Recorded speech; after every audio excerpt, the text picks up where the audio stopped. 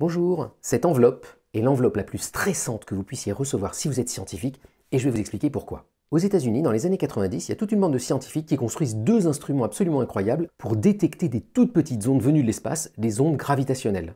Et en 2000 à peu près, ils sont prêts à mesurer.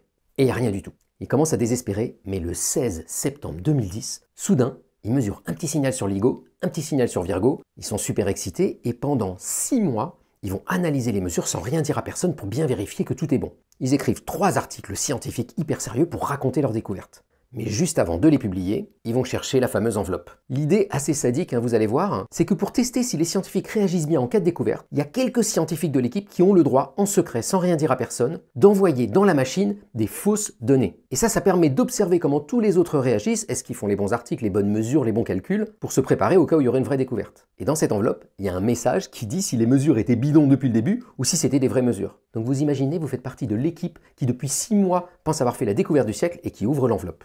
Et ils ouvrent l'enveloppe et ils découvrent que c'était complètement bidon. Ils repartent tout dépités, 5 ans passent, et le 14 septembre 2015, 5 ans après, ils mesurent à nouveau un signal. Et arrive à nouveau la cérémonie de l'enveloppe 5 ans après. Ils reçoivent l'enveloppe, ils ouvrent l'enveloppe, et la mesure était vraie. Ils venaient de faire la découverte de la première onde gravitationnelle. Ils publient, grande conférence de presse, succès international, et prix Nobel quelques années plus tard. Bonne journée!